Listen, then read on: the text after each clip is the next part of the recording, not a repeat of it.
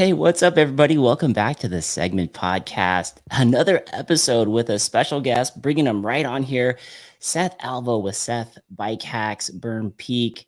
And I can't believe it. Joey, we have Seth like right here. What's up, Seth? That's How you awesome. doing? Thanks for having Good. me on. Thank you for being here, brother. I got so lucky. I was in Bentonville, ran into you out there amongst the crowd of people. And dude, I just got to say, big fan. And you were so kind to just like talk to everybody, talk to me, talked about the show, and said you jump on. And sure enough, man, here you are. And I feel like you're one of the godfathers for all of us content creators out there. I don't really consider myself one because when I started, there were people that I saw creating content, but I'm glad for the I'm glad you consider me as such. It's an honor.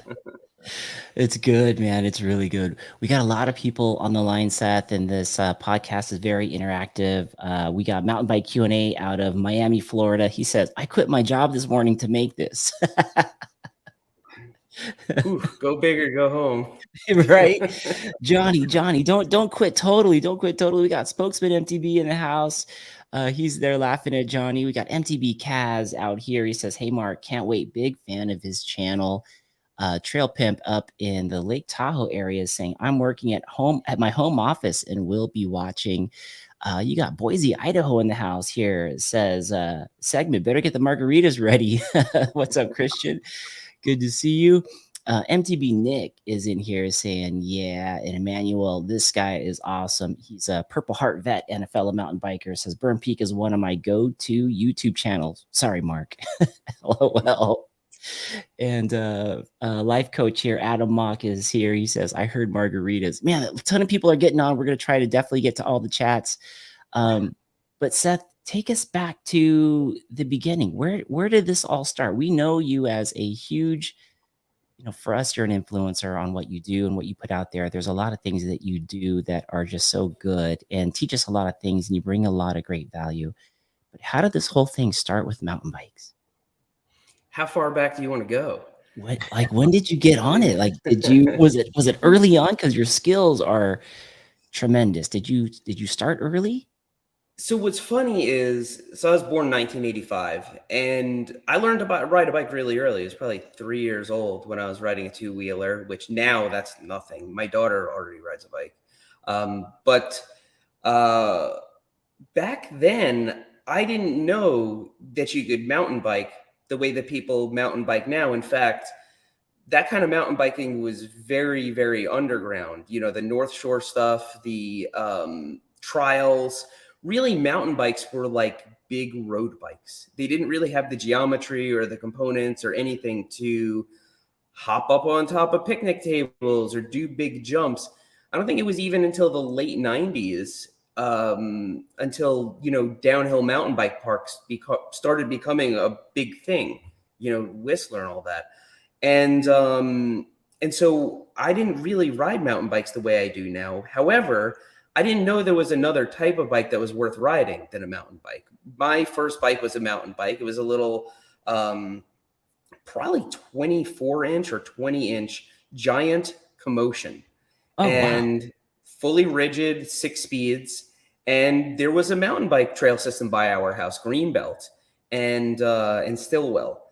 And my dad would take me out there. We probably didn't have helmets on, and just riding in the dirt and riding over stuff. And to me, that was the only type of riding there was. I saw people road biking, but I wondered why anybody would want to do that. Yeah. Later on in life, I took up road biking myself. It's actually really fun. But at the time, that's where my head was at. And when I discovered BMX, was a real thing, that's what all my time went into. And any moment that I wasn't at school or sleeping, I was riding BMX. I went to school in the clothes I was going to ride BMX in, and the second I was off of school, that's all I did until I had to come home. We were out at night. We were out. We were out during the day. We were out when it was freezing out. Just rode BMX every waking moment. And the type, not racing BMX, not skate park, street. Street is my background. And like so like flat, Seth, or like like street skating and street BMX, like looking for Like ledges street and skating drops. and street skateboarding, like jumping staircases and hitting handrails and finding, like, you know, Yeah. you go to a strip mall and there's another building next to it and the parking lots are at different levels. And so now they build a garden that goes down here. And I wasn't property owner or anything at the time. I didn't care. And Right. so, like any kid, I was riding that stuff. And I think what it contributed to was creativity. And I think these days we take it for granted. We see a ton of creative mountain bikers. There's people that you'll watch their clips on Instagram and they're always doing something original. They're always doing something just that you haven't seen before. Yes. And there was a while there in mountain biking where there really wasn't a whole lot of that. And I think it was because mountain bikes were not, they're like big BMX bikes now, pretty much, right? The geometry is completely different. They're more aircraft than they are trail Yeah. machines. They're really made to jump around and get wild on. And so growing up, I had to be creative to find places to ride because sometimes all I had was a curb or something or a staircase. And it wasn't until later on where I could drive myself around that mountain biking became more appealing. And I started doing that a lot more. Interesting. And by then, mountain bikes had taken on a different geometry and they were vastly more capable. And mountain bike trails had evolved too. And so the whole thing became interesting to me again. All the while I'm getting older, you can't get away with just, you know, grinding a ledge or, you know, jumping into some garden on the side of a strip center. Right. And so it's Who is kind of a that natural man? evolution for a lot of us. That's very cool, man. And I feel like the BMX has such a big influence on what we see out there today when we're looking at creativity on a mountain bike and things that people are doing, especially when you look at some of the like slope style. You know, you see all the things that people are Oh my taking God, yeah. from that BMX to the dirt now. And you kind of got to grow up in that area where a lot of that transitioning was happening. Did you find yourself looking at the mountain bikes and saying like, "Dude, that's changed a little bit. I'm gonna get back on that thing." How did you transition now from BMX back over to the mountain bike? Well, I always had a mountain bike. Even when BMX, when I was doing a lot of BMX, I still had a mountain bike and I would still go mountain biking here and there with friends. Um, when I went to purchase a new mountain bike, I noticed there were a lot of different things. And I said, wait a minute, what's that for? Wow, that's got more travel than before. Or what's that? What's the deal with the seat post? Why is it all skinny like that? And then what's that other section down there? It's a Yeah. dropper seat post, you know? And when I saw dropper seat posts start to become a thing, I said, oh boy, I know what that's for. Right. you It's know, like the BMX bike. Yeah. yeah, that I know what that's for. And I saw that mountain bikes were like the top tubes were slanted back, right? They would rise up, and that's to give you more space over there. And at first I was like, that looks really weird. It looks almost like a women's bike. Now there's no such thing as that really. It's just, you know, they just change the color of the bike. But it was the geometry changes that were happening that really got me interested in it again, because it allowed you to have way more fun on a mountain bike, not just ride a road bike in the dirt, basically. Got it. Got it. Very cool. That's very cool. Had a question coming here from the chats, and this is going to apply to your early days of writing. Somebody out here must be a Florida influence. They said, Seth, did you like writing Virginia Key when you were in Florida? And then Mountain Bike Q&A backs that up. He says, did someone say Virginia Key? So when I was living in Florida, or when I first moved to Florida, um, biking wasn't that, I mean, it was a big part of my life, but I had transitioned to like an adult, you know, and I had road bikes, and yeah, I would go mountain biking every so often. I didn't have, but I didn't have like a huge group of friends that went mountain biking. And so I wasn't as engulfed in it as I am now. I was almost like taking a hiatus from it being a big part of my life, not because I wanted to, but because I didn't really know it was an option. I didn't know how much was out there. And when I moved to Florida, because I had grown up in New York, and I moved to Florida because I had some family there. I knew that Miami, Fort Lauderdale area is just really fun for a young person. I was single, and Adult. um, Boo. yeah, an adult. Christian. Yeah, can you believe that? Um, and part of the reason was I wanted to ride bikes. I wanted to live in a city where I could ride a bike everywhere. I wanted to go biking in my free time, but mountain biking wasn't really on my radar. At the time, I knew that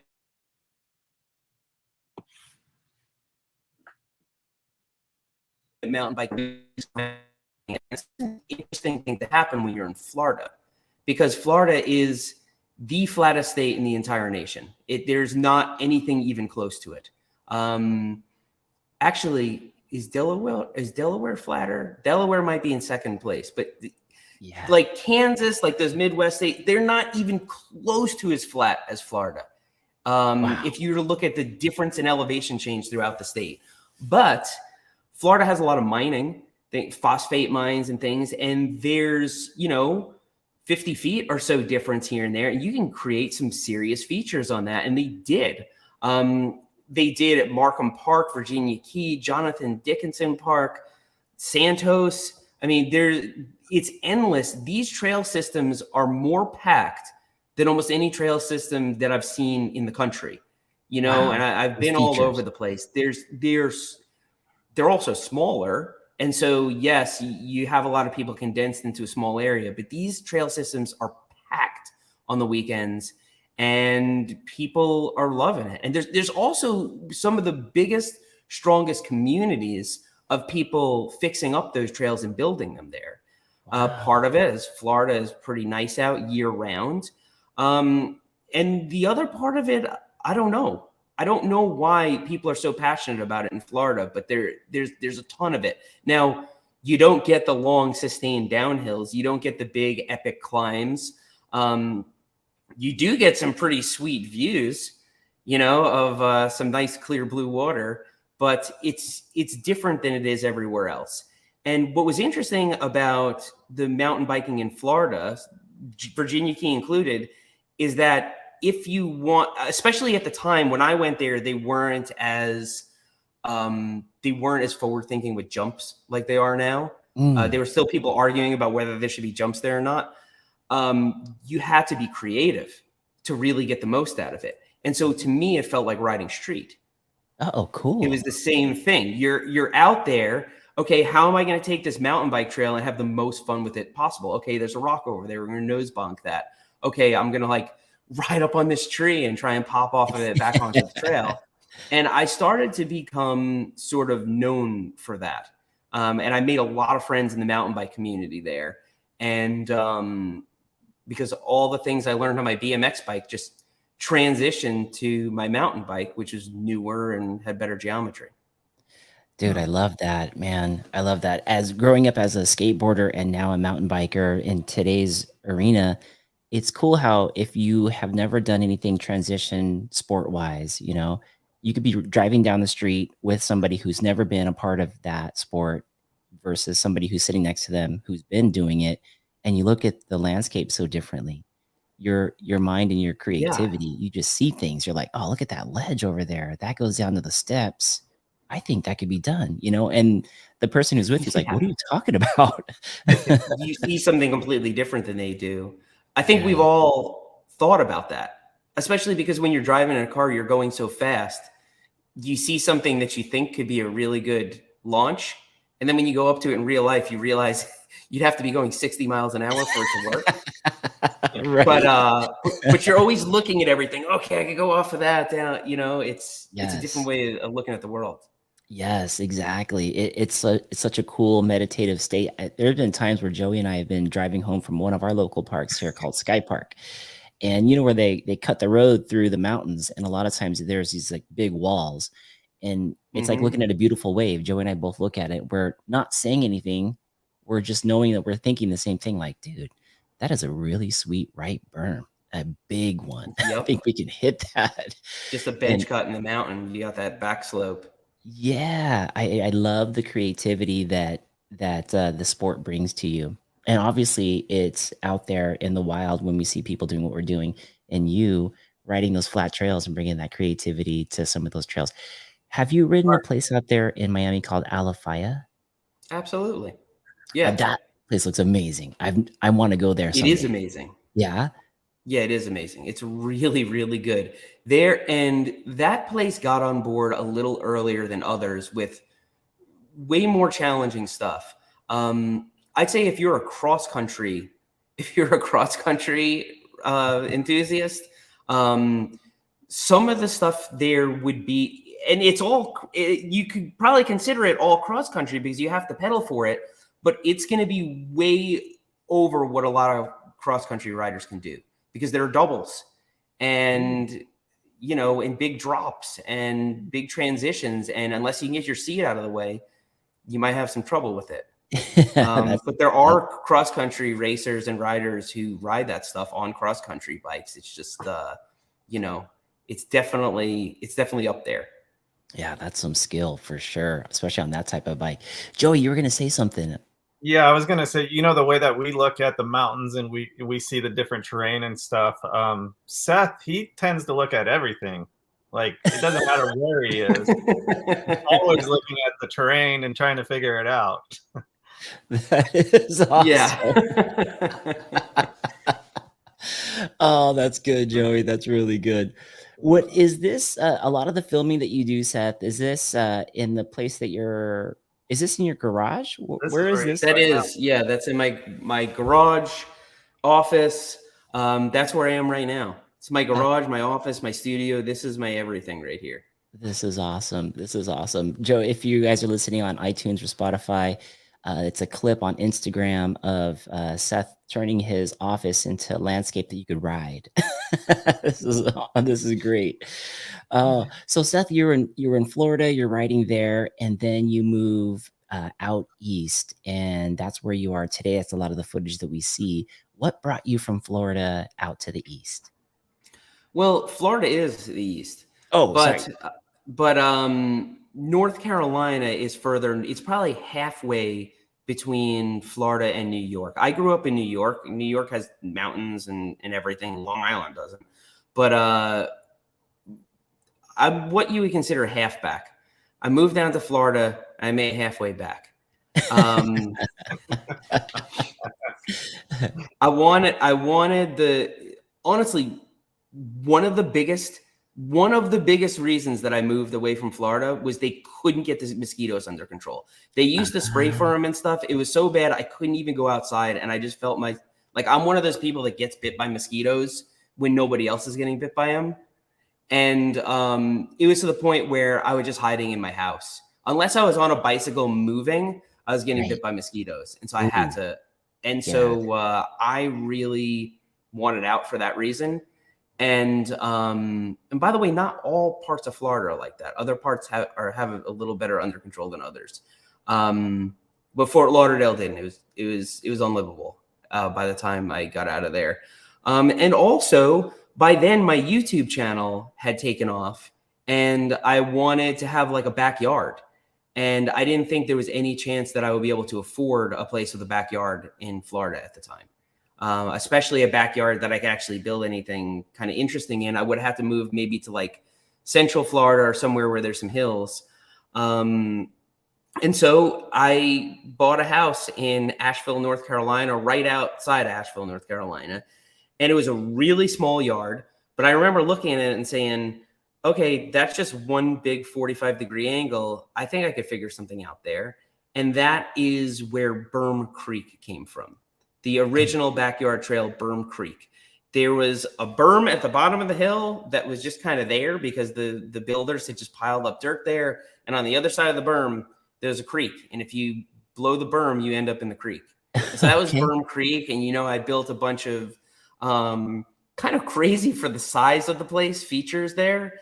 And then when I moved here, I called it Berm Peak, because I knew the audience would be like, oh my God, we're leaving Berm Creek behind. I wanted something that nobody missed Berm Creek when we came to Berm Peak, but still, I wanted to carry over the name. And now everything kind of has that theme: Berm Park, Berm Peak, Berm Creek. It's all, it all comes from Berm Creek. Interesting. That was one of the questions I was going to ask you. That's a very cool description. And I think too, isn't there a trail in Bentonville that they paid homage to Berm Creek? I think. Yes, there Yeah, is a trail in Bentonville called Berm Creek, and they asked me permission. They say, "Can we name a trail Berm Creek?" And it's going to kind of be styled a little bit after Berm Creek. that's cool. That's cool. What a great compliment, man. That's such a fun place Yeah, too. Bentonville's awesome. it's really fun. Yeah. Now, Seth, what is your background? Because you're successful in my eyes, a successful YouTuber. Uh, did you have, and now a builder of trails, did you have a degree in like engineering or anything like that? Or is this just, I think I can do it, I'm going to give it a shot? I don't have a degree in anything. I what's my background? I was always very interested in technology growing up, and I was always very interested in tinkering. I did work at some bike shops when I was growing up. I've worked at several bike shops, and I worked as a technician on automobiles, actually vehicle electrical systems, Oh, police lighting, remote car starters, alarms, audio systems, you name it. And so I have a lot of experience working with tools professionally every single day, carrying tools with me and you know, implementing it to actually get a job done. And so once you have a background in one type of tools, it's easy to transition to others. Like I said, I do have experience working with bikes, although it was long before mountain bikes had changed to the way there was no hydraulic disc brakes or you know, uh, suspension that is serviced in the way that it is now back when I was working at bike shops. But I was also very interested in computers and videography and photography. And so these are all the things that I was most involved in. I didn't know that there was going to be a job that combined them all. That didn't exist, right? interesting. Having a YouTube channel on bicycles, that wasn't even an option. Mm-hmm. Yeah. When I Yeah. was acquiring all those different skills and doing all those activities. But it literally takes every single thing that I did and combines them. So I would hope that's like the best I could hope for anyone, that could be their career, is take all the things that you're best at doing and combine them. Wow. That's cool. Adam Mock here, who's a life coach, he says, great example that you don't always need a degree to be successful. Yeah. Now, to be clear, I've been to college, but I kept changing what I was doing so many times and also looking at it really pragmatically. Like I originally went for electrical engineering, and I'm glad I didn't give it a chance because I ended up where I am now. Yeah. But at the time, with all the things that I was learning, it's like I hated my professors. I hated the classes, and I said, this isn't anything what I thought engineering was.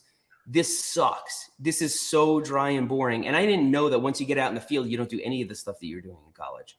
But just like calculus 1, calculus 2, differential, like just I just hated it. And so I switched to business because I said, I don't know what I want to do, but it's not this. I just want to be able to do whatever I'm doing without a boss. And so I want to go for business. And any degree you go for in college, you have to take a whole bunch of crap that has nothing to do with the degree, which I think is one of the reasons why college is so expensive.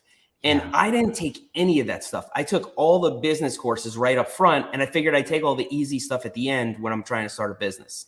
And once I was done with all the business stuff, I just dropped out of college because it's like I'm not going to take basket weaving and Third cat century art. history or whatever, Yeah. whatever it was.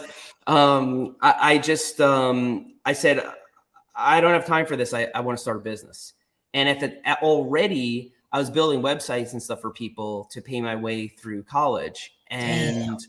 And I was already looking for a personal assistant at that point. And I was like, Wow. this is a waste of time. I'm going to start my business. I love working for myself. And that's what I did. And that's around the time where I decided I was going to move to Florida because I was in New York, Long Island, New York.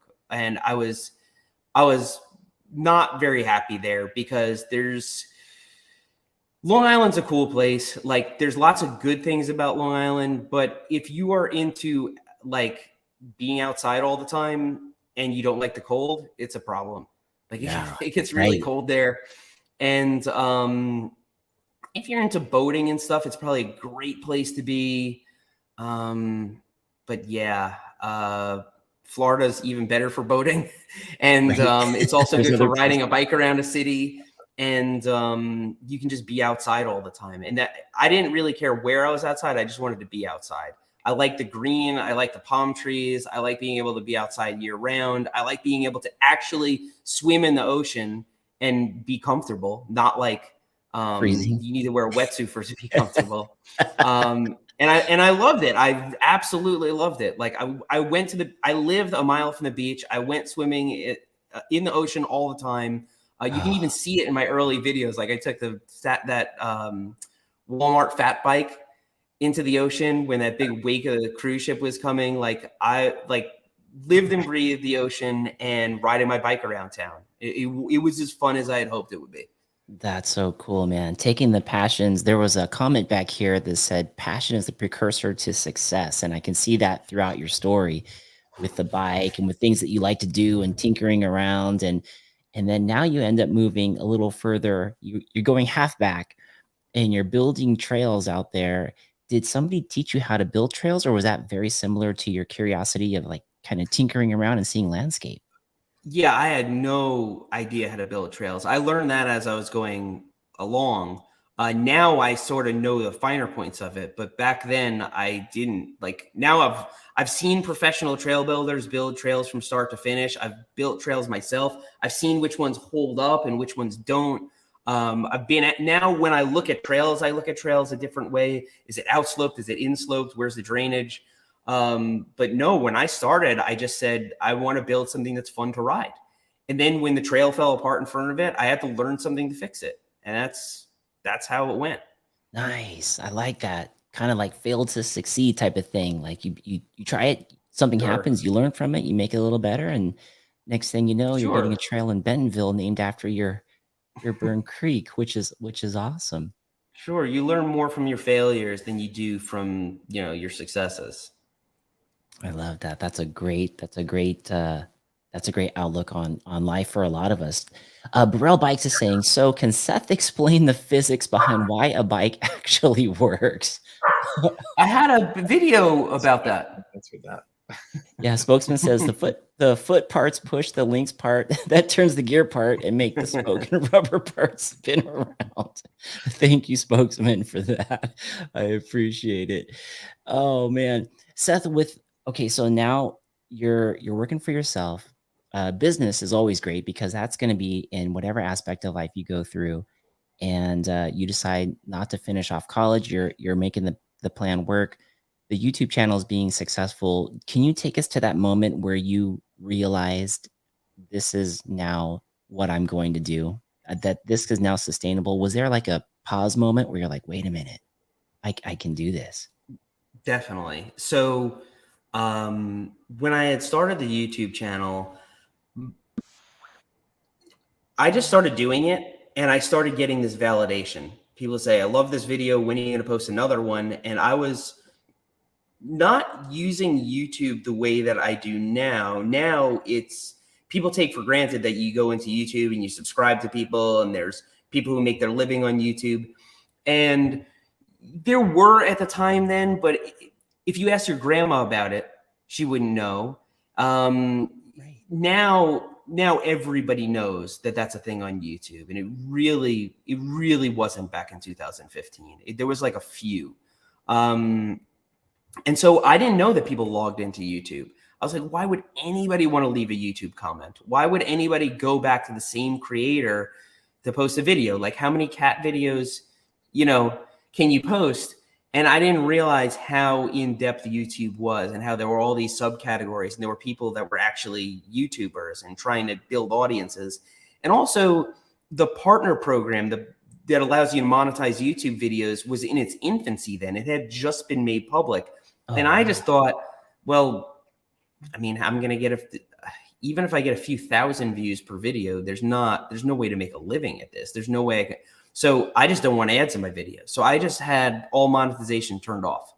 Oh, And then wow. when I was at about 10,000 subscribers, which at the time was now everybody has 10,000 subscribers, but back then it was an extraordinary amount of subscribers. I don't even know what Global Mountain Bike Network was at that time, but it was probably what you would consider a small YouTube channel right now. Wow. And I turned on monetization. I applied for the partner program. I got accepted. I turned on monetization, and the first month I got like $360 or something like that. And I Whoa. said, "Well, okay, that's like a payment on my Mazda. Like Yeah. that's pretty sweet." Yeah. And so now I can sort of justify this a little bit. And I also started extrapolating because I'm like, okay, I gained a couple thousand subscribers just this month. And I started extrapolating and I said, well, holy crap, if I've grown this big in this amount of time, in the next year, it's going to be like 30 something thousand a year, I was thinking. And, that's enough to be significant. That's enough to have a significant impact on my income. And Oh, heck so I kept doing it. And after a couple of years, I figured out that it was growing a lot faster than my web development endeavors and my IT endeavors. I mean, that was not scalable because it was completely dependent on me. My clients enjoyed working with me and working with my assistant, and I wasn't a very good organizational leader. I needed something that could scale, even if it was just a few people.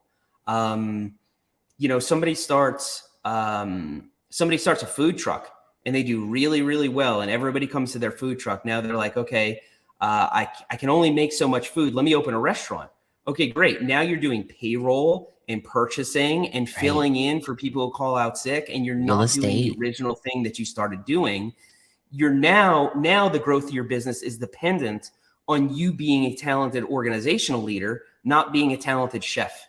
And I was a Interesting. chef. I liked making videos. Yes. I didn't want and when I did web development, I was really good at dealing with the clients and entertaining weird requests and integrating different systems together.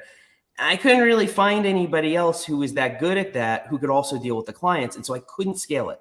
It was just like the guy with the food truck. If I was going to grow it, it wasn't going to be from being good at dicking around with computers. It was going to Yeah. be by being a good organizational leader, which I never was and never will be. And so YouTube was like, wait, I can do the same thing and the audience can keep growing and the business can keep growing and I can keep putting this content out to more and more people, and it just scales with the same one guy doing it. That's like that's perfect. I want to do that. And Wow. so I started thinking along the lines of this is what I'm going to do at some point. And within the next year, I had totally closed up my operations and sort of like handed all my clients over to my personal assistant. Now she runs them. Wow. Wow. So yeah, Holy cow. So it really came through. I love the fact that we talked earlier in the show about seeing landscape differently as a creative, as a mountain biker, as what we do. And here you are seeing this landscape differently as a creator and growing this YouTube channel. Like you can see you're extrapolating that this can take over, this can be scalable without becoming a real estate person, a payroll right. person, all these things.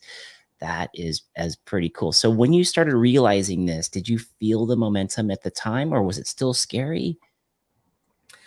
It wasn't scary for me at all. I mean, at the time I saw the momentum. I was looking at the numbers every single day. I was very well aware how fast it was growing and I was learning new things and my videos were getting better and better. And it just seemed like a shrewd business decision at that point. Like there was Yeah. definitely some emotion and passion in it, but even if you subtracted all that, it was the right decision based Wow. on what was happening and what the potential was and how much YouTube was growing and everything. I kind of got in at a good time. Yeah, And so man. no, it wasn't scary at all. It was the right thing to do. That's amazing. Oh god, I love it. The best business decisions ever. And someday I'm sure we'll look back and they'll be classes on how people did this, you know, and see they actually will take this as a real job, a real entrepreneurial endeavor. This whole YouTube full Sure. time, which is very cool. When we look at your YouTube channel, Seth, and we see it going from like POV to like tinkering to trail building, how did that all start as well? Like, did you, I know you love making videos, but when did you go from like POV to like, I'm going to do a video on making like a Frankenstein bike or this or this or that? How did you start branching off into different arenas? Well, the way it started off, it was called Seth's Bike Hacks, and I was just doing kind of. I had this little tiny backyard. It was the backyard was a deck with a fence around it, because I live in a townhouse in Fort Lauderdale, and so it was about hacks. It was about doing little hacks on bikes, and then I started going out on the trails and doing more as my camera gear kind of grew. Oh, to answer mountain bike Q&A, I don't pay attention to. I don't look at I barely look at anything now. I just have my head down making videos. But I feel like it's unhealthy. We could talk a little bit more about that later. But as my camera gear grew and my workflow became more dialed, that's when I started kind of going out there and doing more complex things. Because if I were to tell somebody who's never made a video tomorrow, go out and make a video, they come back with complete crap. They come back with nothing but unusable crap. Even if they know how to hold the camera steady, they come back with completely unusable stuff because they don't know what the end result is supposed to be. You could be the smartest person in the world. They don't know what the end result's supposed to be, so they don't know what they're preparing for. It'd be like if you told somebody who's never farmed, okay, go prep this field for the harvest. They haven't seen the end result. They haven't seen it happen. And so once I made 50 or 60 videos, I knew what I wanted to have when I was sitting there editing. I knew what people were going to say about the end result. And so I knew what I had to go out there and do. I knew what I had to bring with me. I knew how much memory I needed. I knew how much battery I needed. Wow. I knew what I should be shooting, what I shouldn't be shooting. Overshooting is a huge one. If you overshoot, you are screwed, because you're going to be going through 16 hours of video to try and make a 5-minute one. Yes. And now it takes you 3 times as long, and you can't get the next video out. And so I was kind of addicted to making videos and really dialing in a repeatable workflow. And it was the workflow that really, and the workflow has since changed a bit, but at its basis, it's still the same. Whereas I do some planning, I import all the footage, I organize all the footage, and then I lay down and edit. Got it. So you literally start with the end in mind before you even go out. You already have an idea then before you even go out to shoot of what the story is going to be. Yeah. Oh, wow. Yeah. And if it's a story that I know is going to have to develop, I know I don't know what the exact story is going to be, but I know what the nature of it's going to be. Is it going to be a travel video? Is it going to be a video where I need to overcome something or fail at it? I have some ideas, or at least a couple of branches of what it could be, and I have it pretty planned out. And sometimes the planning actually takes place, like I'll get everything I need that I know I need to build a story. Like something like the white line video, for example. I didn't know how that was going to turn out. And so I got as much on the white line and me riding the white line and all that as I possibly could. That's too high up in the sky. And then you get to Final Cut Pro and organize all the footage, like meticulously organize all the footage into little categories, like travel, unloading bikes, bike repairs, mistakes, anything. Wow. For 2 reasons. Now, one of the most important reasons you organize it is because when you're editing, I can only concentrate on so many things at the same time. And so I'm playing through the video editing. Okay, I need a clip of this. If I have to root through all my footage to find that clip, I'm going to lose track of what I was feeling and what I wanted to come next. And so I need it to be fast so I can just lay stuff down. And so organizing it helps with that. But most importantly, when you organize all your footage, it forces you to, on a granular level, go through every bit of the footage from that project. And by the end of it, you have a overhead view of all your footage. How much of this I have? Oh yeah, I said that before. That could be a joke later on. I could play these two things together. In going through the footage and organizing it, it's like studying it. And so you study the footage and then you put down the edit.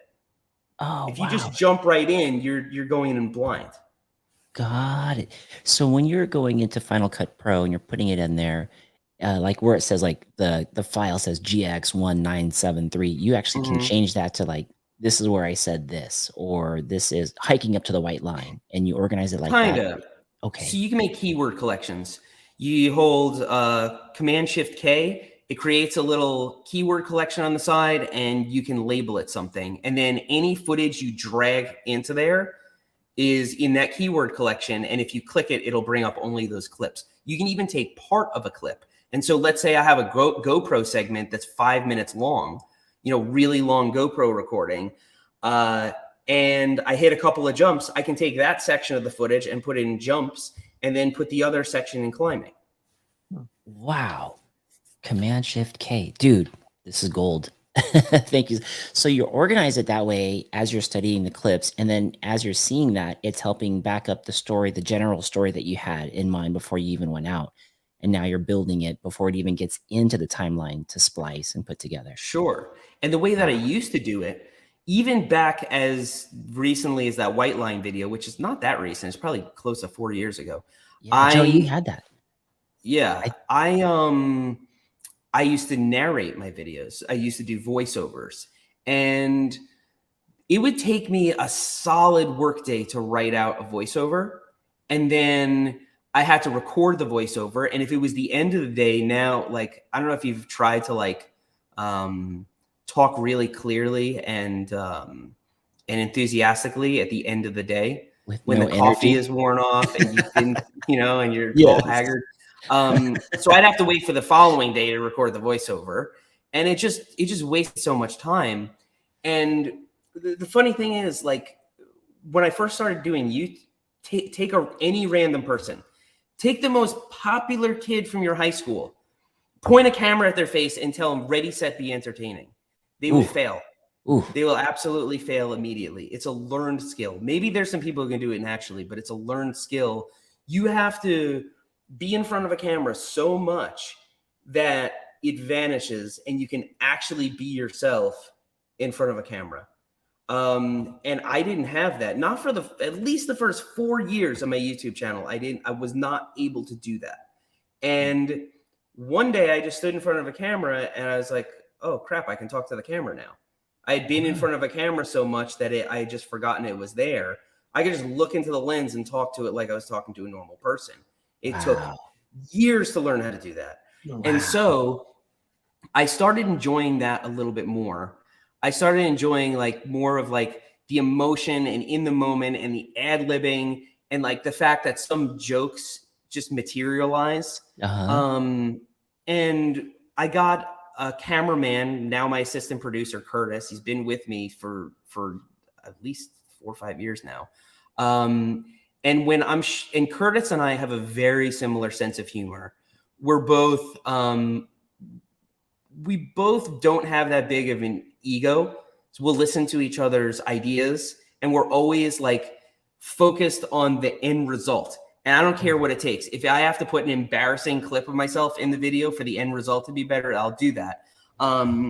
If I have to abandon the idea I originally had and take Curtis's idea, I will. And what's great about Curtis is when I'm talking to the camera, I'm talking to Curtis. And so it's jokes that I know he's going to find funny, and it's things that we both know are going to be good in the video. And now he edits 4 videos a month for me. That goes on Berm Peak Express. And then the original channel, Berm Peak, I'm always the one who still edits for that. And that's really the only difference between the two channels, is who produces the videos. Got it. Okay. Yeah. And so he's had a lot of repetition now. His videos are starting to look way more refined than mine are. But mine still have a character to them, where I go more into depth on things, and I get more technical because I'm the one editing it. I don't have to go through somebody and explain to them what has to be there. Gotcha. But anyway, I think we just went on a little bit of a tangent. That was an amazing tangent. I love it, man. I love it. Let's check in with the chats and see what they're saying. Trail Dogs MTB saying, when's the Seth Masterclass coming out? No kidding. No kidding. Let me know what you want to see. I don't want to disclose too much, but I'm working on something that is due to launch at the beginning of 2024. And it's going to be a bit of a community, and that could be some of what it contains. If there are YouTubers and people who want to learn from it, if there's a big enough audience of those people, we could have something like that. But I'm an okay producer. I'm an okay videographer. I'm okay at a lot of things. I'm not a master at any of it. And so I don't know if I could ever do a master class. I think there's a lot to learn for us from what you've been through. And I think what's cool about you is that you just do it. You just go. You don't wait for permission. You don't try to go get a degree that says, okay, now I can do it. Like from what I'm seeing is like you do it, you learn from it, and you make it happen, which is commendable. I love it. So actually, and I've seen through friends and family and all different people, numerous examples of somebody who says they're going to start a YouTube channel and they spend months preparing for it, getting the camera gear and learning editing software and all this stuff. And not in any of those situations have I ever seen it materialize. The only way to do it is to just grab your cell phone and jump in, because doing 10, 20, 30 videos is going to be the only thing that's going to make it happen. That's the only way to do it. Yes. Yeah. Preach it, man. So true. So true. And then let's talk about the numbers and the comments on top of that, because those could be toxic sometimes when you're first starting out and you're like, damn it, I have like all that work and 3 people watched it. Yeah. Is that one of the reasons why maybe you don't look at it, or would you tell a new YouTuber not to pay attention so much to that stuff? It was never. Maybe I have the somewhat unique experience of only seeing it growing, and so it was always a positive thing for me. The reason why I don't spend a lot of time in the comments, and the reason that I don't spend a lot of time looking at the numbers, is because, and I look at the numbers enough to know whether something worked or not, but I don't think it's healthy. So especially the comments, and I want to be clear, like how much I love my audience. Anybody who's met me in real life knows that like I am happy to see them. Yes. But when let's say you have a bunch of negative comments, right? It's easy to see why that is unhealthy, because the comment section is not an accurate cross-section of your audience. It's a cross-section of people who leave comments. And most people don't. Like when in my personal life, I've never left a comment on a YouTube video in my entire life, right? And so it's not an accurate cross-section of your audience. And also, you know, that people who are pissed about something are disproportionately vocal about it. You can look at restaurant reviews to tell that. Yes. So negative comments can be constructive, but a lot of times they're unhealthy. But it's not just negative comments that are unhealthy. It's positive comments. If somebody's telling you you're amazing all day, that's not a normal position for a human being to be in. True. Just look at people who are in that position. How big of douchebags they become. And so I don't even like that. I just want to put out the video and see that it worked and meet people in person, hear from people in person, have conversations with them. And so I try to go into the comments early on with my video posts, because I know that's when my people are there and I want to show them love, and I want to legitimately read their comments and put down some hearts and reply to some people. But I try to limit the amount that I spend in the analytics and the comments, because I'm a creator, right? I'm a creator at heart. I'm not a celebrity. Like I can't be that. I won't be good at being that. And so I really try and limit my exposure to that. Got it. I love it. I love it. Trail Dog saying, great to take looks behind the curtain on how you conceptualize, shoot, and produce your content. They're saying here, going back to that part where you are the creator. And the celebrity thing is kind of strange how YouTube kind of puts you out there in a spotlight. And that's something that everyone handles differently. But I've definitely seen you in action in Bentonville amongst all the people. And even though it was hot and it was like, man, we got to find some shade. And you were like, go, go, go. People wanted you everywhere. You were like, anybody that had a phone and wanted to come up and say hi, man. I just watched you just so good with everybody. I love it. Thank you. Yeah, of course, man. We got a couple questions here. I know we're only 10 minutes left in the show, but there are folks here in the audience who are dying to ask questions. And let's see, Octodad out of New Zealand tuning in today. He says, what does Seth think about Bernard Kerr's style? Long format pump and dump racing clogs, he says. Vlogs. He says vlogs. I'm not familiar with Bernard Kerr's style, and so I couldn't tell you. We have one here from Burrell Bikes, $4.99 contribution to the show. He says, do you have time to please tell the story of how you, BKXE, and Alex Sampler all met? So I'll give you the condensed version. So I have been corresponding with Brian via email. And even at the time, I probably had 30,000 subscribers. And so he somehow wrote an email that got through to me. And he's like, anytime, if you want to go anywhere, you just let me know where it is and we'll meet up and ride and make videos together. And I started checking on his channel and I'm like, this guy's a madman. He quit his job and he's going to make this work, but he's doing it the right way. He's putting 24 hours a day in it. He's losing sleep over it. He's doing it right. And so I really had a lot of faith in Brian. I knew he was going to succeed. And so I met with him in Moab and he said, hey, my friend Alex is going to come out here. And I said, okay. Brian's vouching for him. And we ended up being fast friends. Alex lives 10 minutes away from me now. Wow. I love his channel too. God, great writers, all you guys. Trail Pimp is saying, do you like BKXE? Do you like BKXE or single track sampler better? Nice, Joey. We could pass on that, Seth. We could pass on that. We have a question here. It says, spokesman MTB out of Durango is saying, Seth, how often do you do pickups or reshoots? All the time I'm sitting there editing and I realize I'm missing something or I realize that there could be something more to make the video better. And I either have to get up early the next morning or drop everything I'm doing right then and there and go out. And one of the things that minimizes that is that I meticulously organize not only the project I'm working on, but every single project I've ever done since the inception of the channel. I have a huge case of hard drives that I can go through and pick out any clip I want. And so if I need a clip of me removing a headset, I've got it. If I need a clip of going off a big jump in British Columbia, I have it. And so I can always go back and get those. And that cuts down on having to reshoot things. But yeah, I'll go out and get additional footage in almost every single video. Dang. Dedicated to the craft for sure. Spokesman's also saying, would be nice to see a series on maintenance, upkeep, rebuilds, mechanical work he's asking for.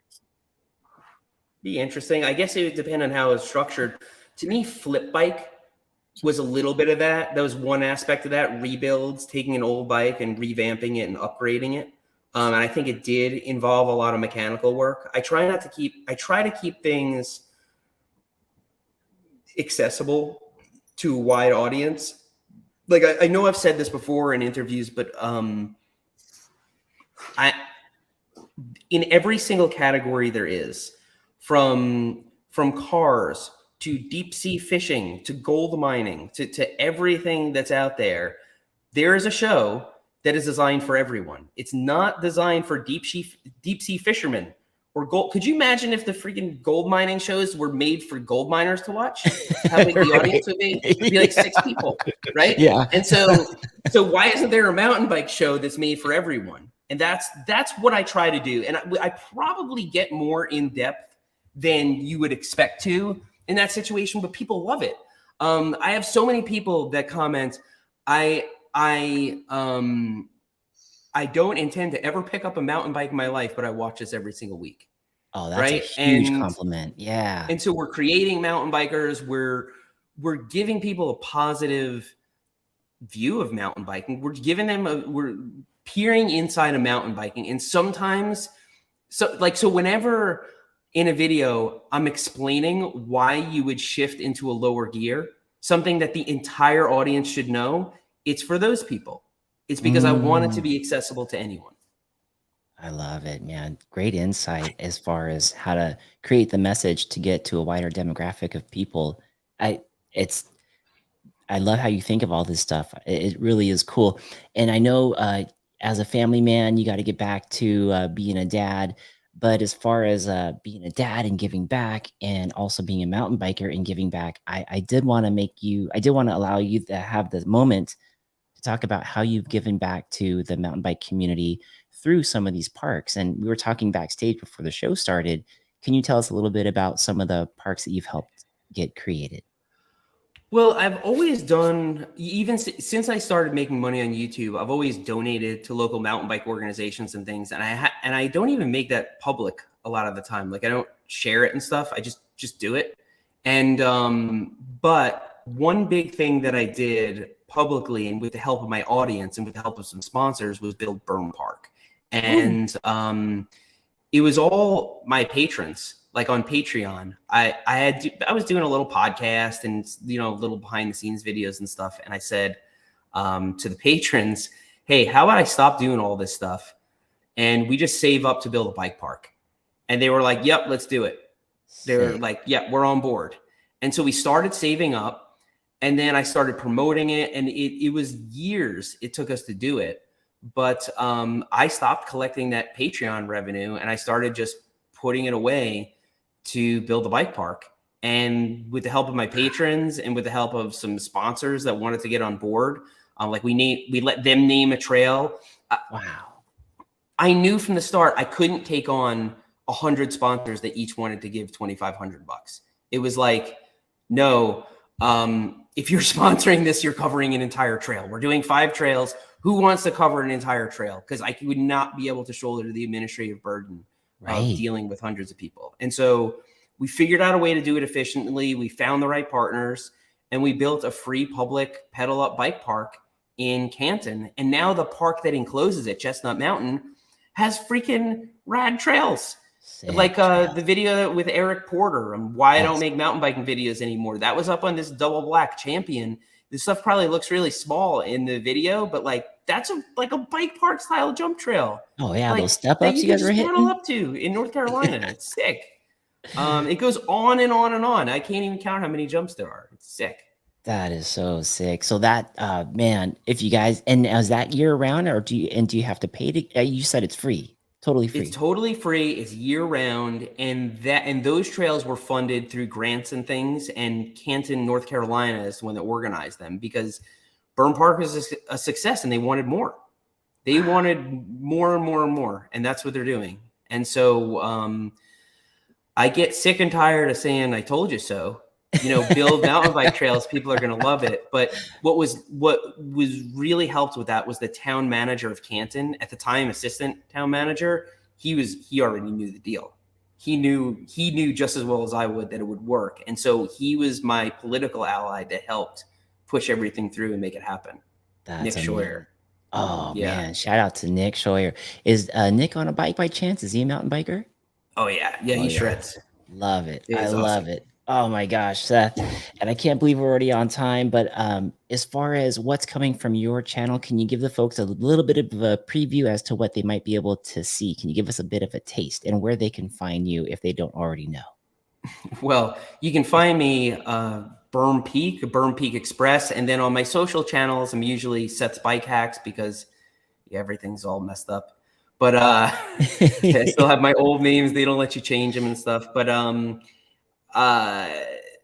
what's to come is kind of hard to say. I'm usually only planning about 2 weeks out. I have a couple of little things planned for later on in the year, but most of my plans are only 2 weeks out because we head down working on what we're doing, and then strategy meeting one day to figure out what the next one's going to be, and then we implement it. We meaning Curtis and I. I love it. Emmanuel is asking a question. He says, I've been able to fix my bike because of Seth's videos. I also broke it to where I've had to take it to the shop. because of Seth's video. That's comment of the day. That is a full circle, man. Seth Alvo, I really appreciated you being on the Segment Podcast, my man. Thank you so much for giving us an opportunity to talk to you and to give our audience an opportunity to ask you questions. This has been a big pleasure. I have to go back and listen to this again. There's so many nuggets that you dropped. Truly appreciate the time, my brother. Thank you so much, Mark. Like, really, thanks for having me on. Heck yeah, ladies and gentlemen, the one and only Seth Alvo. Yo, we'll see you guys on the next episode. Thank you so much for tuning in. Check out Seth Bike Hacks, Berm Peak Express when you're out there. And if you haven't had a chance to, Seth's last video is super dope. Fallen Porter down those trails. Amazing episode. And we'll see you guys all back here on the next episode. Talk to you all soon.